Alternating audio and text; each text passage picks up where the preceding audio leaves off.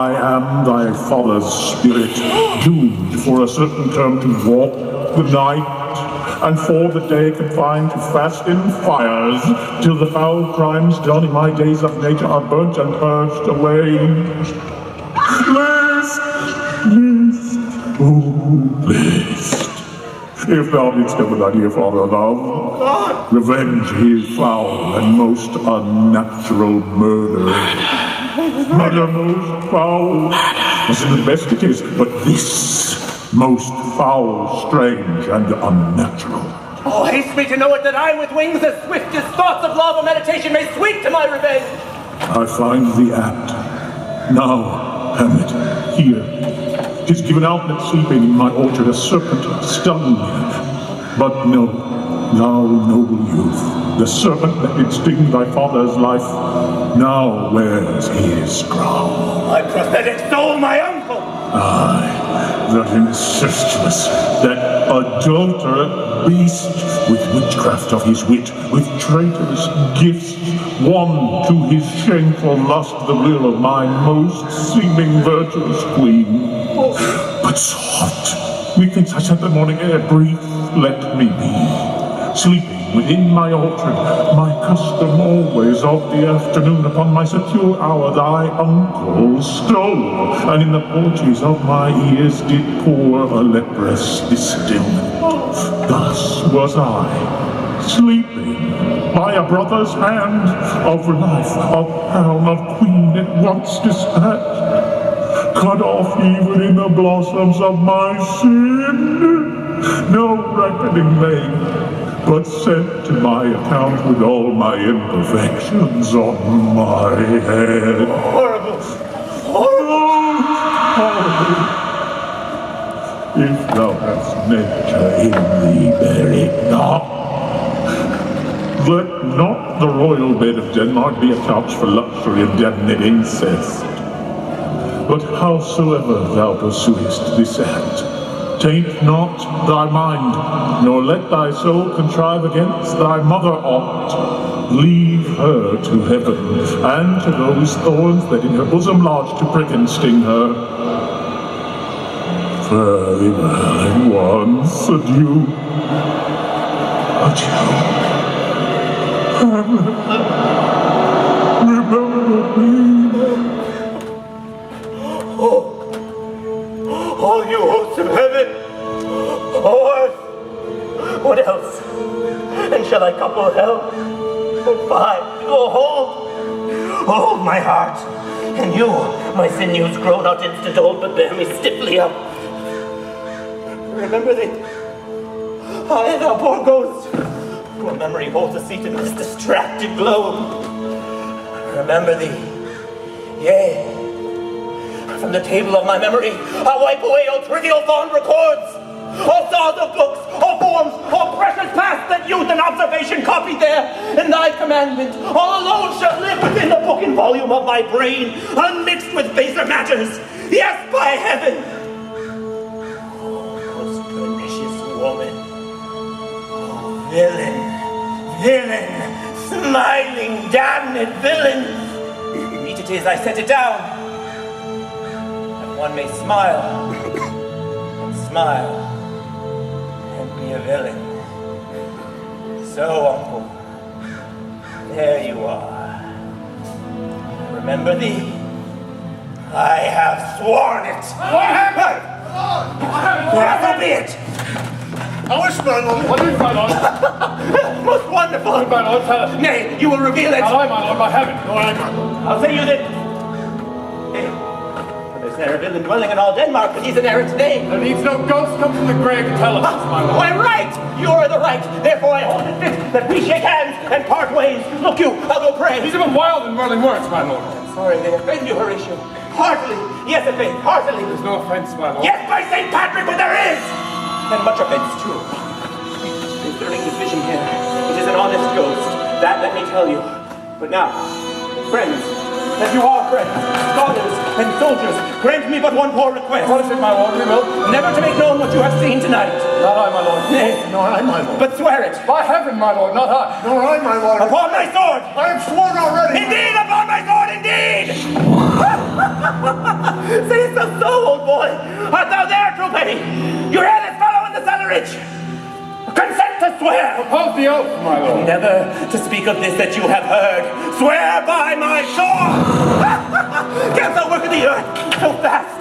O well-fed old mole, worthy pioneer, let us remove one from all good friends. Day and night, but this is wondrous strange. Therefore, as a stranger, give it welcome.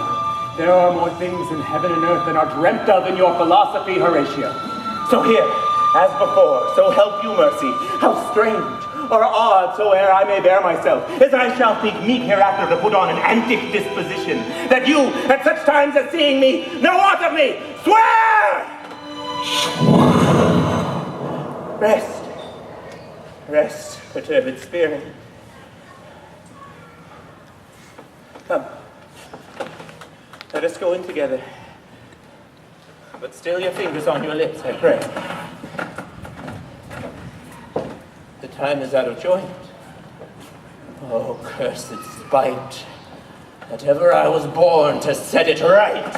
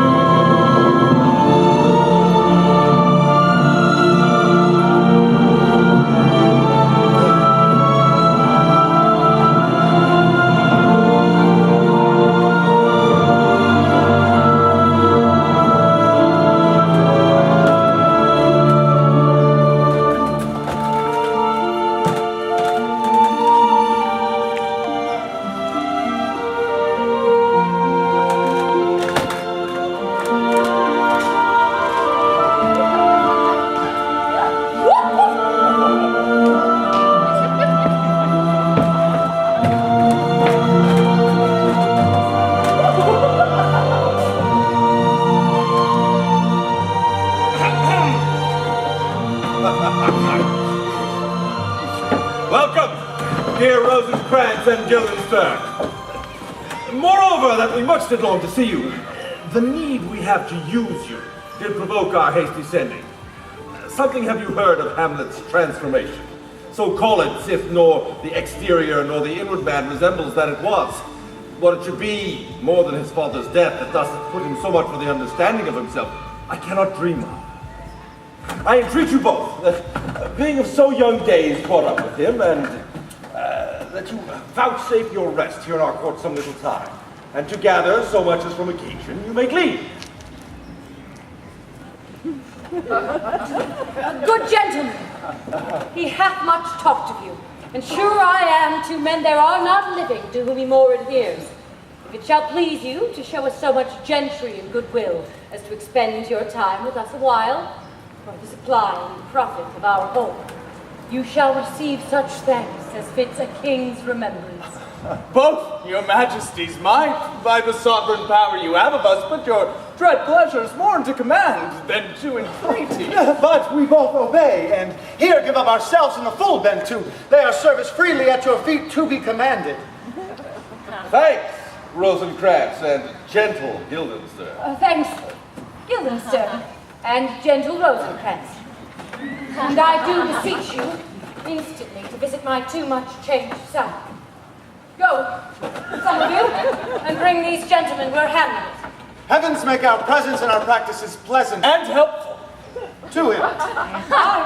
Amen. My good liege, I do think that I have found the very cause of Hamlet's lunacy. Oh, speak of that. That's what I long to hear. I doubt it is no other but the maid. His father's death and our hasty marriage. Since brevity is the soul of wit, and tediousness its limbs and outward flourishes, I will be brief. Your noble son is mad. Mad, call I it, for to define true madness, what is it but to be nothing else but mad? But let that go. More matter with less art. Madam, I swear I use no art at all. That he is mad, 'tis true. 'Tis true, 'tis pity, and pity 'tis true. But I will use no art. Mad, let us grant him then. And now remains that we find out the cause of this effect. Or, rather say, the cause of this defect, for this effect defective comes by cause. I have a daughter who, in her duty and obedience, hath given me this.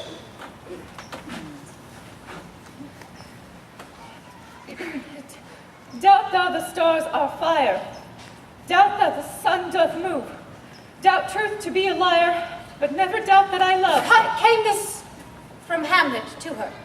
Oh, dear Ophelia, I am ill at these numbers, I have not art to reckon my groans. But that I love thee best, oh, most best, believe it. Adieu. Thine evermore, most dear lady, whilst this machine is to him, Hamlet. But how hast thou received his love? As my good lord did command, I did repel his letters and denied his access to me. That hath made him mad.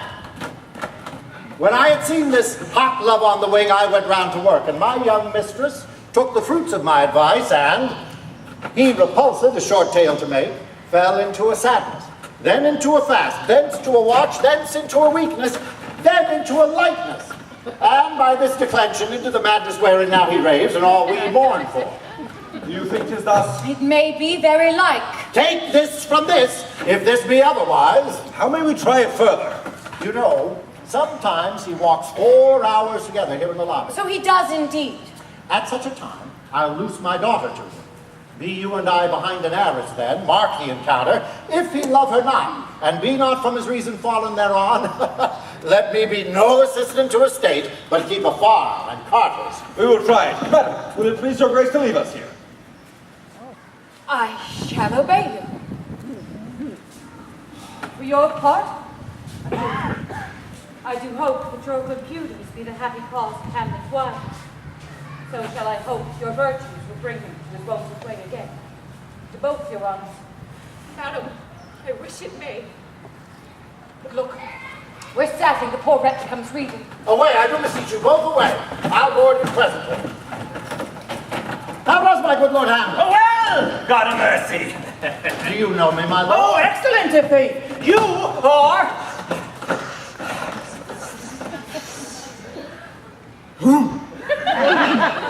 A fishmonger. Not I, my lord. Well, then I would you were so honest a man. Honest, my lord? Why, sir, for to be an honest man, as this world goes, is to be one man picked out of 10,000. That is very true, my lord. For if the sun breeds maggots and a dead dog, being a good kissing carry-on. Have you not a daughter? I have, my lord. Let her not walk in the sun. Conception is a blessing, but not as she may conceive. Pray you, friend, look to it. I'll say you by that. Still harping on my daughter. And yet you may not at first. He said I was a fishmonger. He is far gone, far gone. What do you read, my lord? Words! Words! Words! What is the matter, my lord? The matter? Between whom? I mean the matter that you read, my lord. Slander, sir! For the satirical rogue says here that old men have grey beards, wrinkled faces, their eyes purge thick amber, and this, altogether with a plentiful lack of wit and marvellous weak hands, which though I most potently and powerfully leave, would not have it here set down. For yourself, sir, might be as old as I, if like a crab, you could go backwards. Though this be madness, yet there is method in it. And will you walk out of the air, my lord? Into my grave? Indeed, that is out of the air. My honorable lord, I would most humbly take my leave of you. You could not take anything from me that I would not more willingly part withal. Except my life. Except my life. Except my life. Very well, my lord.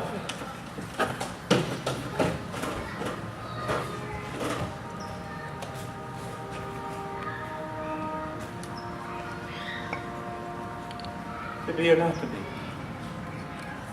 That is the question.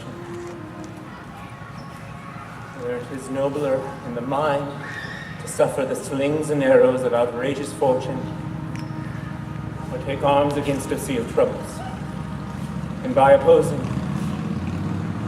end them. To die? To sleep? No more. And by a sleep to say away in the heartache and the thousand natural shocks the flesh is heir to, 'tis a consummation devoutly to be wished. To die. To sleep. Oh, to sleep. Perchance to dream. Aye, there's the rub. For in that sleep of death, what dreams may come when we have shuffled off this mortal coil must give us pause. There's the respect that makes calamity of so long life. For who would bear the whips and scorns of time? The oppressor's wrong, the proud man's conduct, the pains of the spies of love, the insolence of office, the law's delay, and the spurns that the patient merit of the unworthy taste. And he himself might his quietus make with a bare body. Who would fardels bear to grunt and sweat under a weary life, but that the fear of something after death, the undiscovered country from whose bourne no traveler returns, puzzles the will and makes us rather bear those ills we have than fly to those we know not of? Thus conscience does make cowards of us all, and enterprises of great pitch and moment, with this regard, their currents turn awry and lose the name of action. What's that? The fair Ophelia. Nymph, in thy orisons be all my sins remembered. Good my lord, how does your honor this many a day? Humbly thank thee. Well, well. I have remembrances of yours that I have longed to redeliver. I pray you now receive them. No, not I never gave you aught. My honored lord, you know right well you did. And with that words of so sweet breath composed as made the things more rich. Their perfume lost, take these again. But to the noble mind, rich gifts wax poor when givers prove unkind. Here, my lord.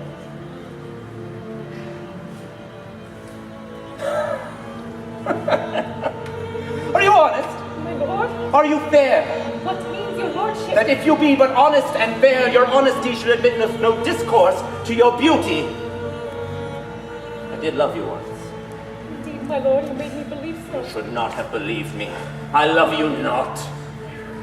I was the more deceived. Get thee to a nunnery. Why wouldst thou be a breeder of sinners? I am myself indifferent, honest, but I could accuse me of such things as it were better my mother had not borne me. I am very proud, revengeful, ambitious, with more offenses at my beck than I have thoughts to put them in, imagination to give them shape, or time to act them. What should such men as I do crawling between earth and heaven? We are errant knaves all. Believe none of us. Where is your father? At home, my lord. Let the door be shut upon him, that he may play the fool nowhere but his own house. Help him, you sweet. For if thou wilt marry, I'll give thee this plague for thy dowry. Be thou as chaste as ice, as pure as snow. You shall not escape calumny. Quickly, to a nunnery, go! Or, if thou wilt needs marry, marry a fool. For wise men know well enough what monsters you do make of them. To a nunnery, go! Farewell! Oh, heavenly powers, restore him. Heard of your paintings too. God hath given you one face, and you make yourselves another. You jig, you amble, and you lisp. You nickname God's creatures, and you make your wantonness your ignorance. I'll no more on it. It hath made me mad. I say that we shall have no more marriages. All that are married already, all but one shall live. The rest, keep as they are. To a nunnery! Go, and quickly!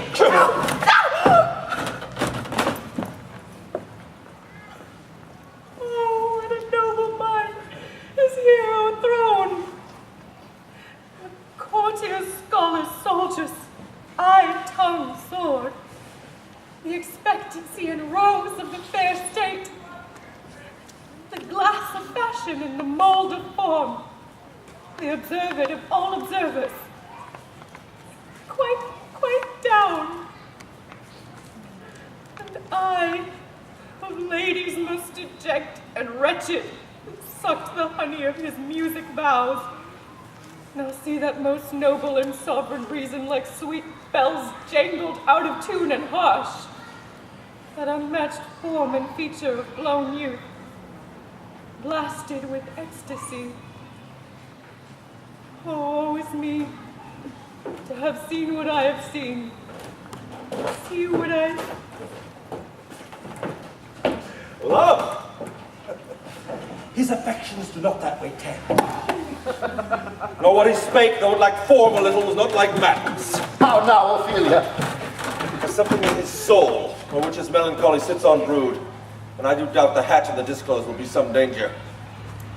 Which for to prevent, I have in quick determination thus set it down. He shall with speed to England. What think you on't? My lord, do as you please. To England send him, or confine him where your wisdom best shall think. It shall be so. Madness in great ones must not unwatched go.